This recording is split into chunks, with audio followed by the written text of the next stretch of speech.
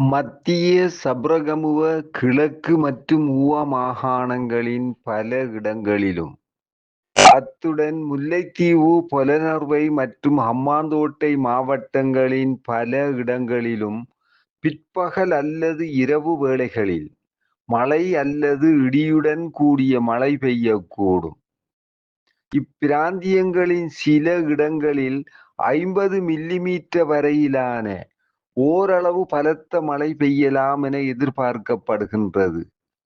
மேல் மாகாணத்திலும், அத்துடன் காலி, மாத்தறை மற்றும் புத்தளம் மாவட்டங்களிலும் காலை வேளையில் மழை பெய்யக்கூடும்.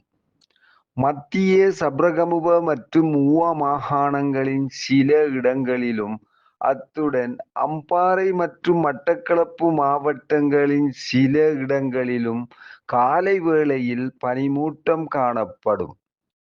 வடக்கு, கிழக்கு, வடமத்திய மற்றும் வடமேல் மாகாணங்களிலும், அத்துடன் ஹம்பாந்தோட்டை மற்றும் மொனராகலை மாவட்டங்களிலும் இன்று அதிகரித்த வெப்பநிலை காணப்படும்.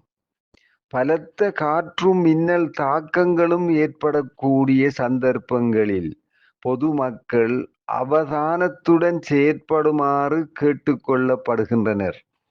கடல் பிராந்தியங்களை பொறுத்தவரையில் புத்தளம் தொடக்கம் கொழும்பு, காலி ஊடாக மாத்தறை வரையான கடல் பிராந்தியங்களின் சில இடங்களில் மழை பெய்யக்கூடும். கடல் பிராந்தியங்களில் மணித்தியாலத்துக்கு 25 முதல் 35 கிலோமீட்டர் வேகத்தில் தென்மேற்கு திசையிலிருந்து காற்று வீசும்.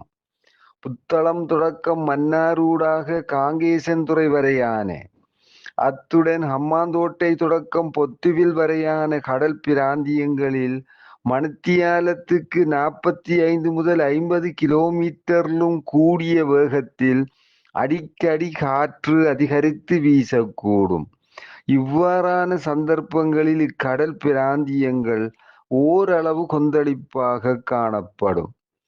ஆனால் இடியுடன் கூடிய மழை பெய்கின்ற சந்தர்ப்பங்களில் பலத்த காற்று வீசுவதுடன் அவ்வேளைகளில் கடல் பிராந்தியங்கள் தற்காலிகமாக மிகவும் கொந்தளிப்பான நிலையில் காணப்படும்.